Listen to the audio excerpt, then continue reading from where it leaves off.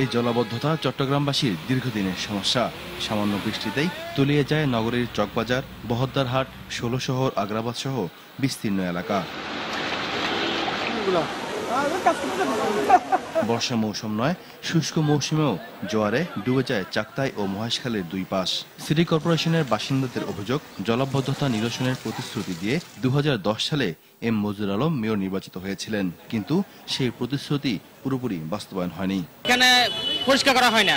Mayor আছে, ৫ বছর করে গেছে উনি, উনার কোনো অগ্রগতি আমরা দেখি নাই। মেয়র হিসেবে সম্পূর্ণ ব্যর্থ, জলাবদ্ধতা নিরসনে সম্পূর্ণ ব্যর্থ হয়েছে। সিটি কর্পোরেশনের লোকেরা এটা কাজ করে নাই। ছোট থেকে দেখে আসতেছে এখানে কষ্ট, পানি সারাক্ষণ পানি মানে সহজে যায়। বারবার কাজ আরম্ভ হয়, একটু করে ছেড়ে দেয়, তারপর কাজ ফিনিশ, টাকা বাটাবাটি হয়ে যায়, তারপর আর এটার কোনো সমাধান পাওয়া যায়। নগর পরিকল্পনাবিদরা বলছেন, জলাবদ্ধতা নিরসনে পরিকল্পনার অভাবে এমন হচ্ছে। সীমাহীন অবহেলার কারণেই চট্টগ্রামের জলাবদ্ধতা সমস্যা সমাধান হচ্ছে না। যারা নীতি নির্ধারক তারা হয়তো সমস্যাটির গুরুত্ব বুঝতে পারেন না। মাস্টার প্ল্যানকে ধরে ধরে বর্তমানের সাথে হালনাগাদ করতে হবে, একই সময় প্রকল্প পাঠাতে হবে।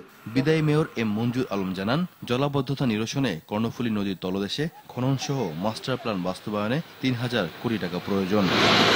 ৩,০০০ কোটি টাকা যদি জলাবদ্ধতা নিরসনের জন্য, সেই মাস্টার প্ল্যান বাস্তবায়নের জন্য বরাদ্দ উদ্যোগ নেওয়া হয়, তাহলে আমাদের স্থায়ীভাবে জলাবদ্ধতা নিরসন হবে। নগরবাসী জানিয়েছেন, আগামী নির্বাচনে জলাবদ্ধতা সমস্যা সমাধানের বিষয়টি বিবেচনা করেই নগরপিতা নির্বাচিত করবেন তারা।